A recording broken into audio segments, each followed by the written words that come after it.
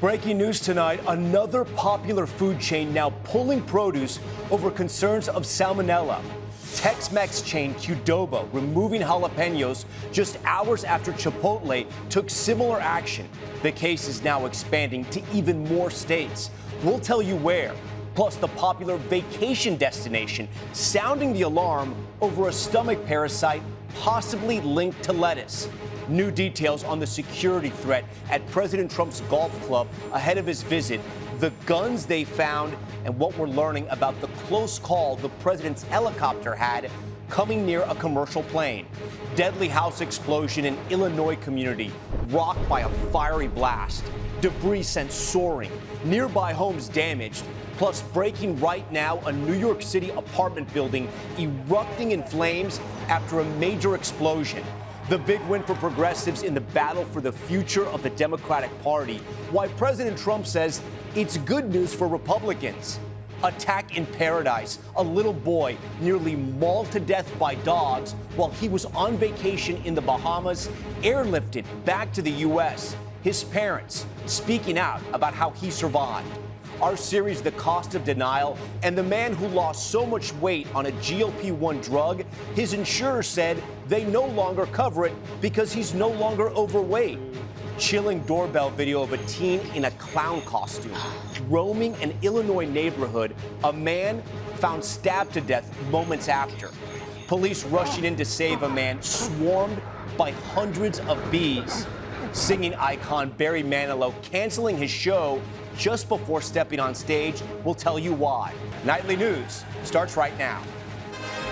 This is NBC Nightly News with Tom Llamas.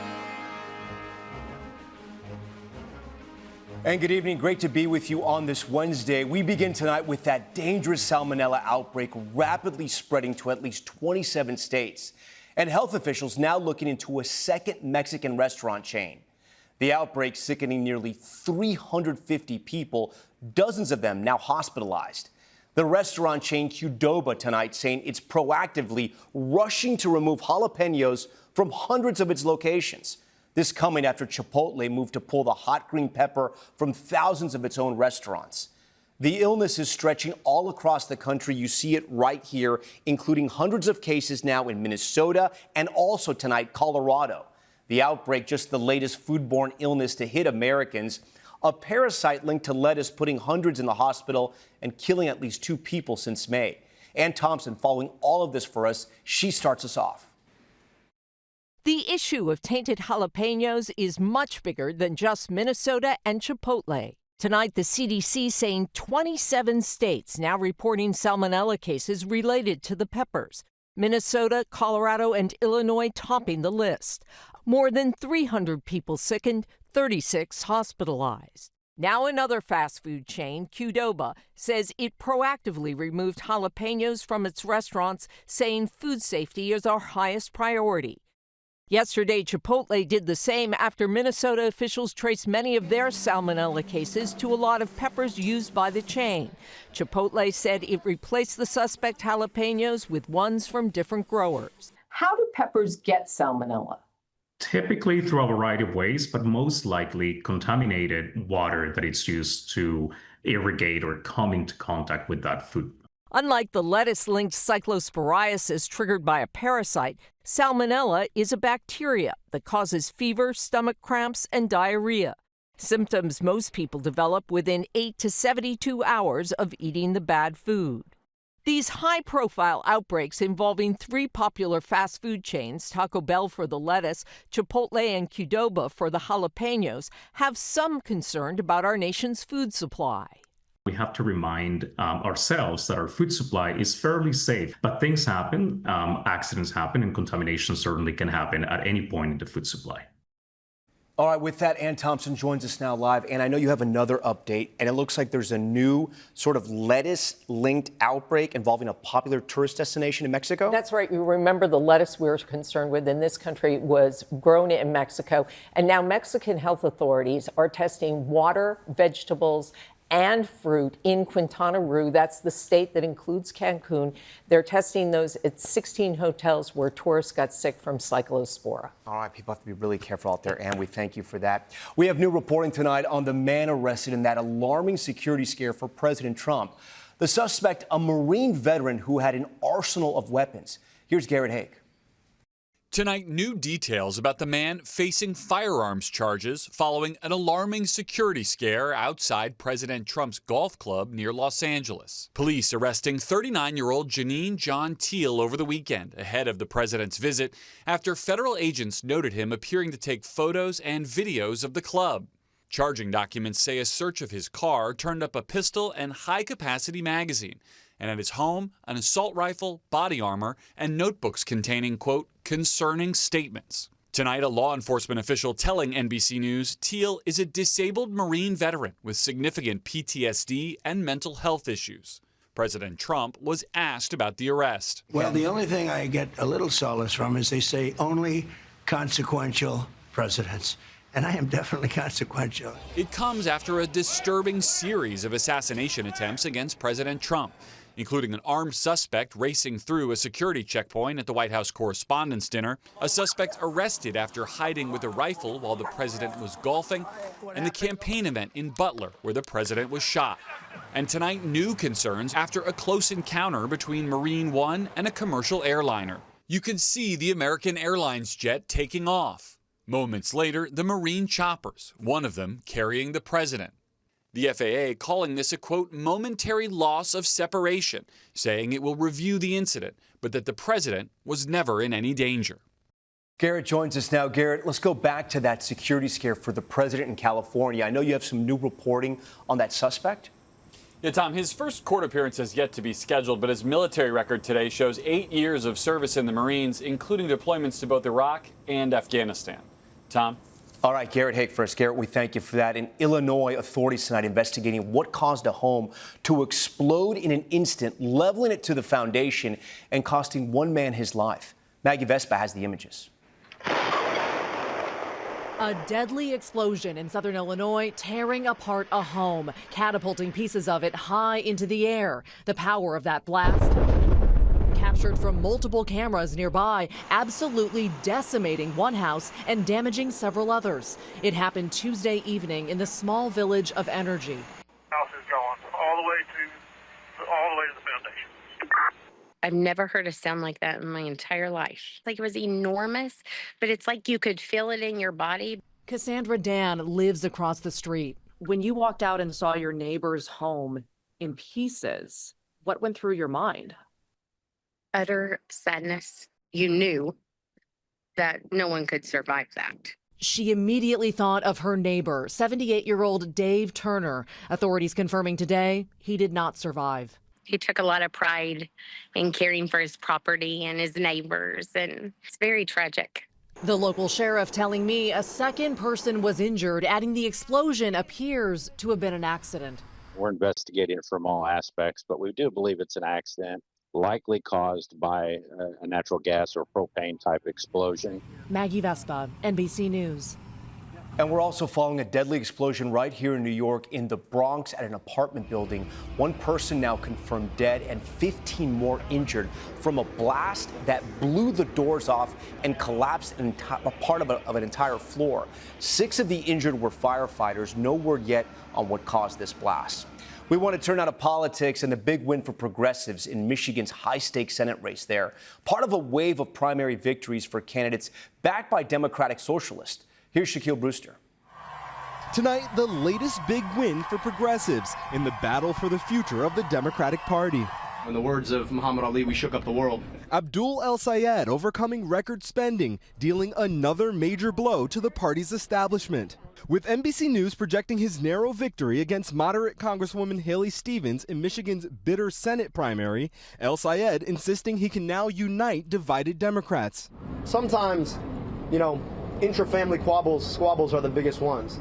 But we all know that when we walk out the house, we stand united. Tonight, Stevens posting, "I spoke with Abdul a few moments ago to offer him my full support." But Stevens and other establishment Democrats had argued El-Sayed's views could be too liberal to win in November in a state President Trump won twice. El-Sayed is backed by top Democratic socialists and supports Medicare for all, abolishing ICE, and intensely criticizes Israel. He's also been criticized for campaigning with controversial left-wing podcaster Hassan Piker, who said America deserved the 9/11 terror attack. El-Sayed says he disagrees but would not disavow Piker's views. President Trump posting El-Sayed's nomination is great news for the Republican Party. Abdul El-Sayed, lovely gentleman. He's a man of hate. GOP nominee Mike Rogers hitting hard. I have never seen someone so radical, so extreme, get nominated by a political party. The Democrat Party is lost to this hardcore socialist attitude. But tonight, El-Sayed firing back. My name is not raising your gas prices. Accusing Rogers of using his Arabic name as a line of attack. They think that you want to use my whole name against me. Mike, listen, man, if you can't say the name, it's Abdurrahman, keep the name out your damn mouth. And Tom, similar fights between progressive and establishment-backed Democrats will play out next week in states like Minnesota and Wisconsin. Tom? It'll be a heated race going into November. Okay, Shaq, we thank you for that. Next to a vacation nightmare, a family taking a trip to the Bahamas. Their 9-year-old son viciously attacked by a gang of dogs while he was playing on the beach. George Solis spoke with his parents, and a warning, some of the images are graphic. Our son is alive because of every single person that has helped us up until this point. Tonight, the parents of 9-year-old Bo Bratton, emotional yet resilient as their son recovers from a vicious dog attack in the Bahamas. He was looking into my eyes, asking me if he was going to die. Aliette Treyes and Michael Bratton have been at Bo's bedside after the July 28th attack during a family getaway at a popular tourist beach. The energetic and curious 9-year-old on the beach looking to collect sand for hermit crabs he had caught the night before when the family says a pack of dogs began their assault. What do you remember hearing that morning when this happened? It wasn't so much the hearing as it was the scene. I ran to him immediately, screaming his name at a pitch that I probably never had to use in my life. This video capturing Bo on a stretcher as he was flown by the U.S. Coast Guard to Jackson Memorial Hospital in Miami. That's his father right there with him, telling him, Bo, keep your eyes open, buddy. Look at me, okay? I'm here with you. The brutal attack left Bo with injuries to his limbs, face, neck, and the loss of a portion of his scalp. The severity has led to 3 surgeries so far.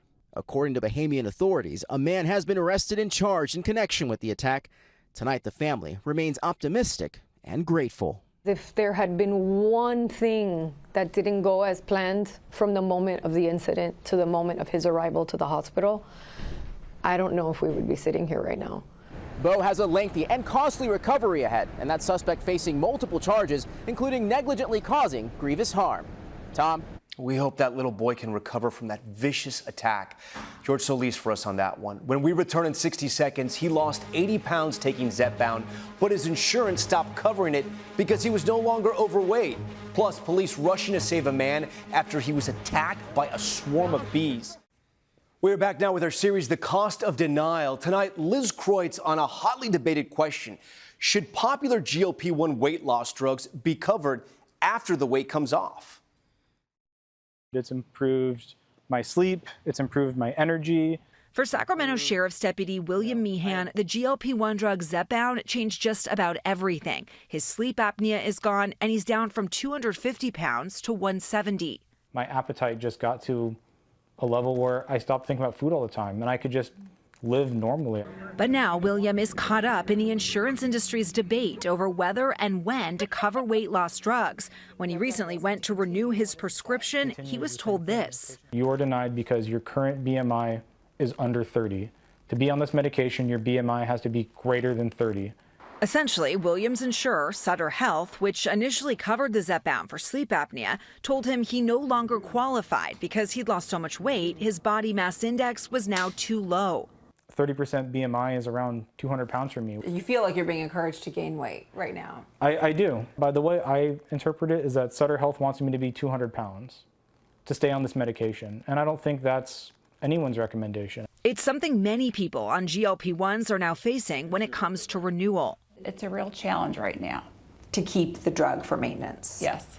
Professor Lisa Kroon runs the Medication Outcomes Center at UC San Francisco. She believes insurers should treat GLP-1s like maintenance drugs, the way they do blood pressure or cholesterol medications, but says the cost of these drugs, along with their exponential popularity, has led to a gray area in many health plans. Can the insurance companies afford this, to pay for all of these people to have this drug for the rest of their lives? That's the challenge. Some health plans had to increase the BMI to cover them just because they were costing millions, tens of millions of dollars to a large health plan. Her advice, be persistent. That's exactly what William did. Another denial. He appealed and appealed again and finally turned to NBC News. Within weeks of us reaching out to Sutter Health to ask about his case, William received a notice that he was now approved. I think the only reason that I was approved for this is because the cost of denial and NBC reached out and asked, what's going on? Why isn't he being approved? But Sutter Health told us the prior denials were due to an administrative submission error on the part of William's doctor, who also works for Sutter Health, saying that the initial request was denied as submitted under the obstructive sleep apnea indication, while the subsequent request was approved under the separate weight management indication. We also reached out to William's doctor for clarification, but received no response. Sutter added that no exception was made for William, but also noted that his approval should not be interpreted as a universal policy applying to all Sutter members. There might be people who are like, well, you've lost the weight, you've changed your lifestyle. Why do you need the drug anymore? Is it just for vanity reasons?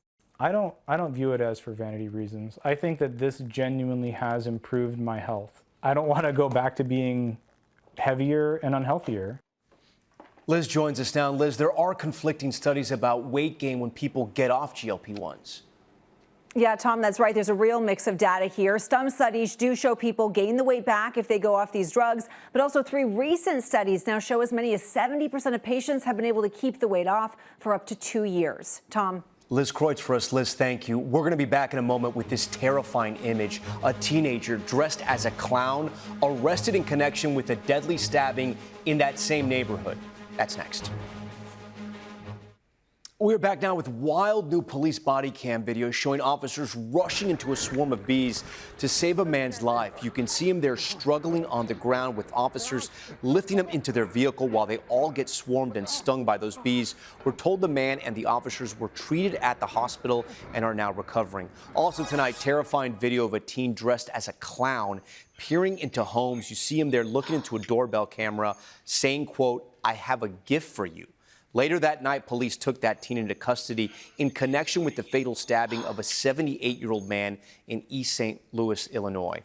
And there's new concern for music icon Barry Manilow after he abruptly postponed his Lexington, Kentucky concert last night, minutes before the show, without providing more details. Manilow was diagnosed with lung cancer last December, forcing him to delay some shows while he underwent treatment. That's Nightly News for this Wednesday. I'm Tom Llamas. Thanks so much for watching. Tonight, and always, we're here for you. Good night. We thank you for watching, and remember, stay updated on breaking news and top stories on the NBC News app or watch live on our YouTube channel.